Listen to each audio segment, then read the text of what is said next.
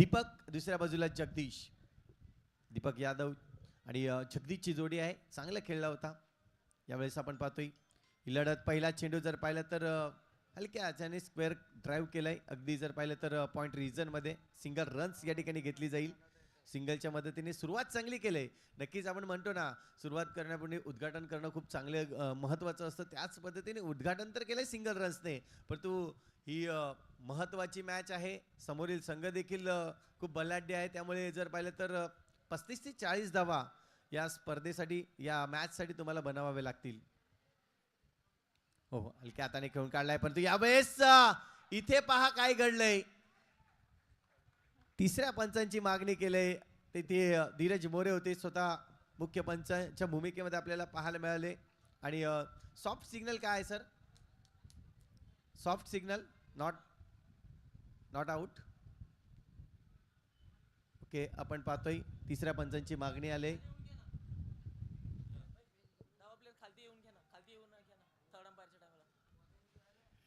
इथे मात्र आमचे पंच या ठिकाणी इशारा देत आहेत. पंचांच्या इशाऱ्यांची वाट आपल्यापर्यंत नक्कीच आपल्यापर्यंत पोहोचला जाईल निर्णय त्यांचा. आणि निर्णय आहे OUT आउट.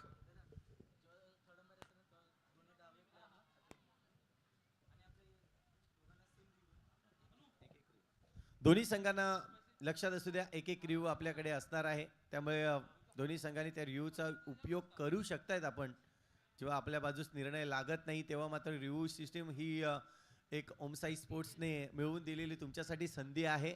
आज पूर्णपणे ओमसाई स्पोर्ट्सची टीम आपल्या अगदी जवळ चांगल्या पद्धतीने कार्यरत करण्यासाठी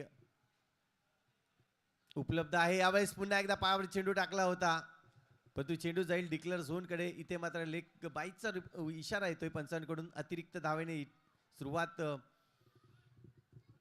नक्कीच एक्स्ट्रा रन्स या ठिकाणी येत असताना 2 धावा स्कोर कार्डवर लागले जात आहेत आतापर्यंत. पुन्हा एकदा पुढचा चेंडू रोनित. हो, चांगला फटका. इथे मात्र आपण पाहू शकता, क्या बात है. त्या ठिकाणी हार्दिक खूप चांगलं क्षेत्ररक्षण करताना आपल्याला पाहायला मिळालं. हार्दिक मेहर होता आणि महत्त्वाचे खेळाडू आहेत.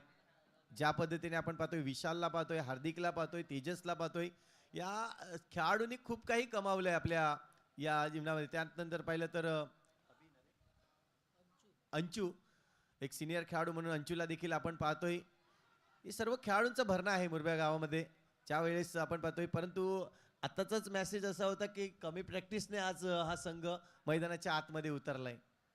पण आपण पाहतोय नेहमीच त्यांचा परफॉर्मन्स खूप चांगलाच असतो आणि तोच परफॉर्मन्स आता पण या ठिकाणी टिकवून ठेवलाय त्यांनी.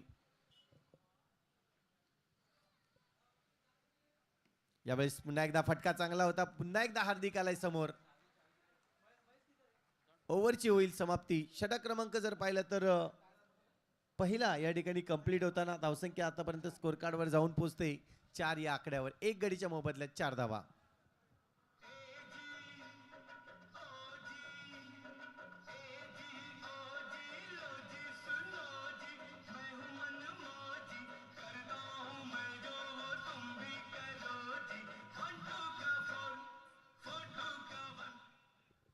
Thank you very much. उर्वी डीजेला देखील आपण ऐकत आहोत. खूप चांगल्या पद्धतीने रोहित पाटील यांनी त्यांची टीम पूर्णपणे आपण पाहतोय उर्वी डीजेच्या माध्यमातून आपल्याला आनंद देत असताना. यावेळेस पुन्हा एकदा आपण पाहतोय खोलवर टप्प्याचा चेंडू होता. खूप चांगल्या पद्धतीचे चेंडू पडल्यानंतर फलंदाजाला देखील समजला नाही.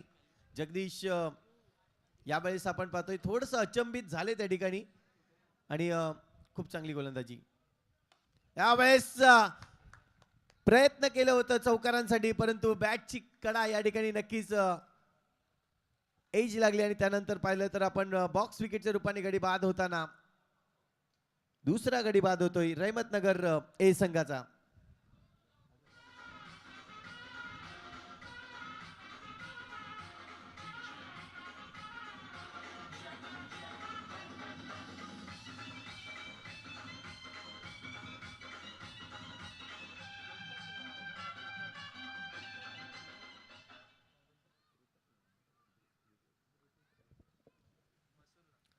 मसूल आलाय या ठिकाणी आपण पाहतोय आणि द्रुतेशची गोलंदाजी आतापर्यंत खूप चांगली आहे.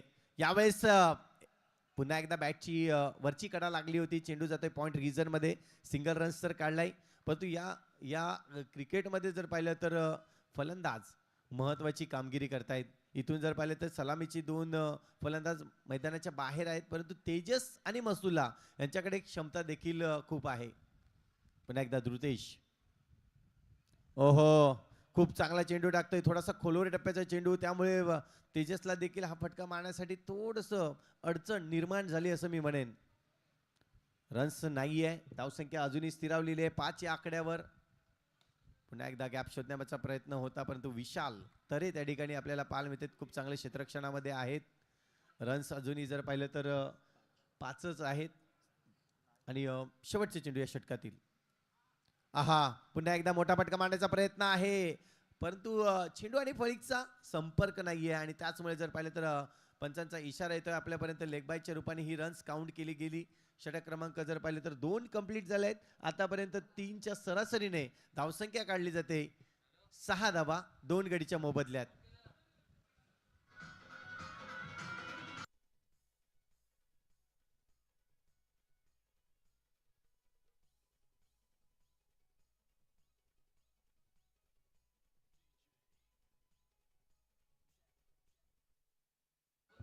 इथून जर पाहिलं तर 2 षटक आतापर्यंत जर पाहिले तर मुरब्याच्या खेम्यामध्ये यश फाउंडेशन मुरब्या नावाने आज जर पाहिलं तर संघ या ठिकाणी आपल्याला पाहायला मिळतोय.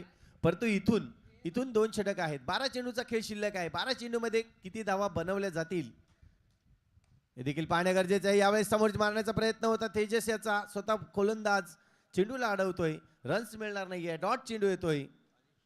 अनिशला आणलंय. एक नवीन चेहरा नक्कीच मुरबे गावामधून आपल्याला पाहायला मिळेल. सतत प्रयत्न असतात, कारण की सिनियर खेळाडू जरी कितीक असले तरी नवीन नवीन चेहऱ्यांना इथे चान्स देण्याची संधी इथे प्रयत्न केला जातोय. यावेळेस संधी दिली आणि संधीचं सोनं केलं असं मी म्हणेन. रोनितनं खूप चांगल्या पद्धतीने चेंडू गॅदर केला.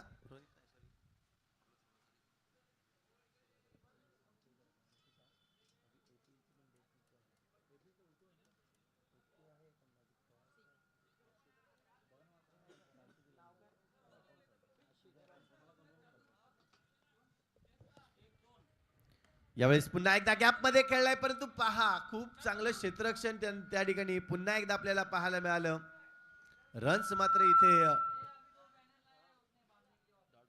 येणार नाहीये. डॉट चेंडू आसिक आलाय नवीन फलंदाज मैदानाच्या आतमध्ये. इथून प्रयत्नाची पराकाष्ठा करताना फलंदाज आपल्याला पाहायला मिळतात, कारण की रन्स होत नाही, गॅप शोधला जात नाहीये.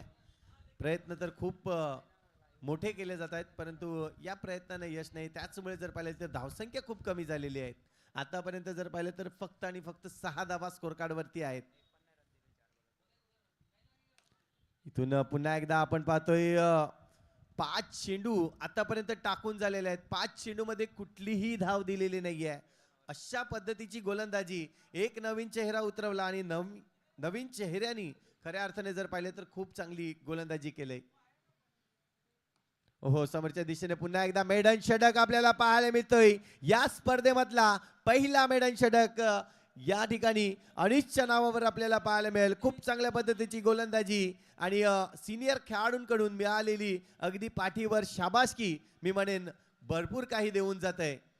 षटक क्रमांक 3 कंप्लीट झालंय आणि 3 षटकानंतर धावसंख्या जर पाहिली तर स्कोर कार्ड जाऊन पोहोचतोय तो म्हणजे 6 या आकड्यावर.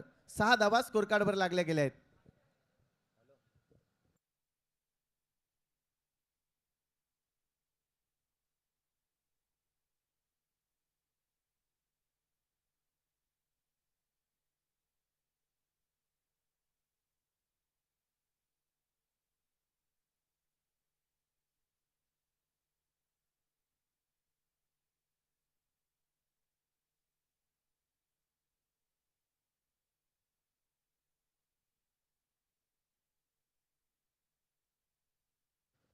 इथून आपण पाहतोय षटक क्रमांक 4 मैदानाच्या आतमध्ये आहे आणि 4थं षटक सुरू असताना धावसंख्या जर पाहिली तर स्कोर कार्ड अजूनही जाऊन पोचते, ती म्हणजेच 6 आकड्यावर थांबवून ठेवले. यावेळेस पुन्हा एकदा चांगला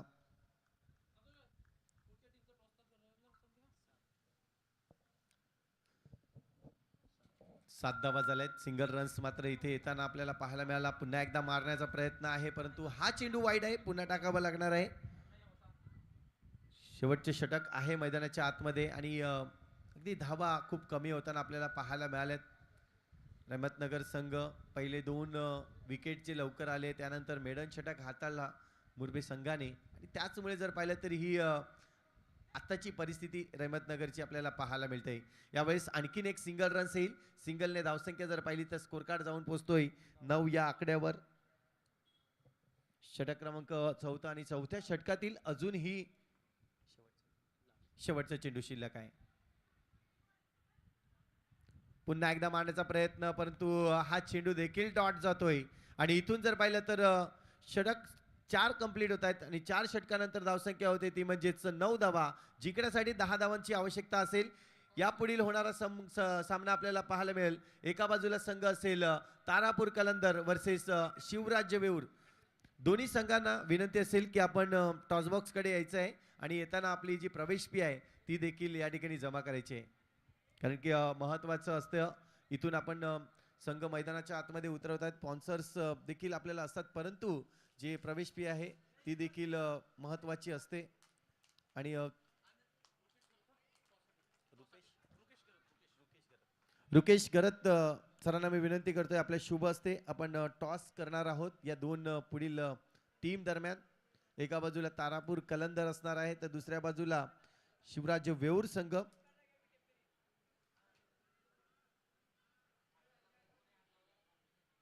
अनेक टुर्नामेंट आपल्या भेटीसाठी नक्कीच येत असताना येत्या 15 ते 17 जानेवारी आपण इन्व्हिन्सिबल क्रिकेट क्लबकडून आणखीन एक टुर्नामेंट पाहतोय. त्यानंतर आणखीन एक अनाउन्समेंट झाली. एक आणखीन टुर्नामेंट आपल्या भेटीस DJ tiger Boisar Makar Sankranti special ही टुर्नामेंट आपल्याला आणखीन एक पाहायला मिळणार आहे. ही डे टुर्नामेंट आपण नक्कीच या बोईसर विभागामध्ये खूप मोठ्या प्रमाणावर ही स्पर्धा आपल्याला पाहायला मिळते. यस, टॉससाठी आपण रुकेश सरांना विनंती करूया. यात आलेले आहेत आणि आपण टॉस करणार आहोत.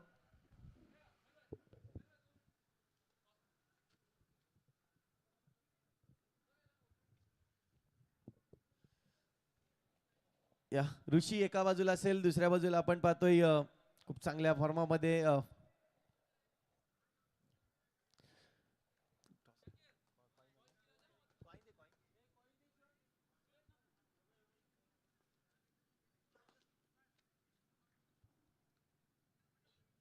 एका बाजूला तारापूर संघ आपण पाहतोय.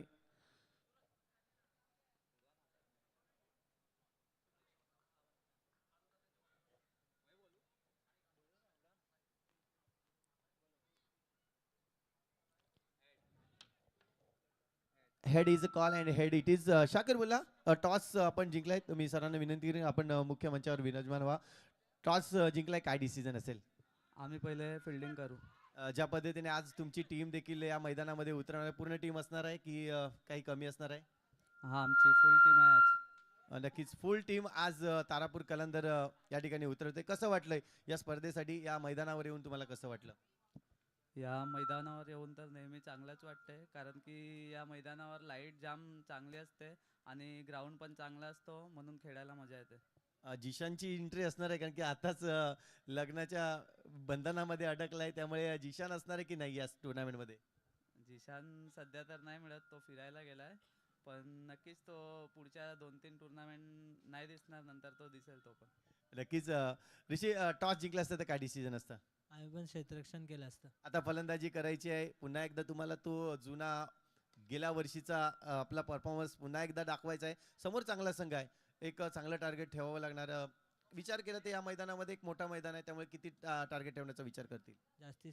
जास्ती धावा करण्याचा प्रयत्न करू. आणि कसं वाटलं या सरावलीमध्ये? आपण पाहतो नेहमीच पालघरचा संघ सरावलीमध्ये बोईसरमध्ये खेळताना खूप मोठ्या प्रमाणावर पाहायला मिळतो आणि तशा स्पर्धा असतात. शिवराज वेऊरच्या गावात देखील एक स्पर्धा असणार आहे येत्या 30 आणि 31 तारखेला, नक्कीच आपण पाहणार आहोत. पण तू या स्पर्धेबद्दल काय म्हणशील? स्पर्धा खूप चांगली आहे, आम्ही जिंकण्याचा प्रयत्न करू. धन्यवाद. आपण जाऊया पुन्हा एकदा दोन्ही संघाला बेस्ट ऑफ लक देईन आणि जाऊया मेन मुख्य मॅचकडे, जिथे मॅच आपण पाहतोय फक्त 10 धावांची या ठिकाणी एक टार्गेट ठेवला गेलाय आणि आतापर्यंत जर पाहिलं तर पूर्ण केला देखील आहे मुरबे संघाने आणि क्वालिफाय झालेला संघ जर पाहिलं तर संघर्ष मुरबे यश फाउंडेशन हा संघ आपल्याला पाहायला मिळतोय जो क्वालिफाय होताना सन्मान चिन्हासाठी रहमतनगर असंघ आपला कर्णधार या ठिकाणी पाठवायचा आहे.